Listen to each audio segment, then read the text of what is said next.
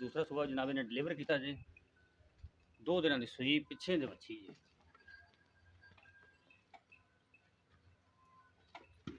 बस ले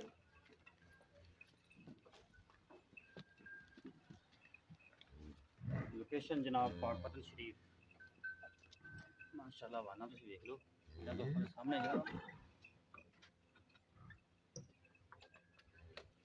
है दी बच्ची जी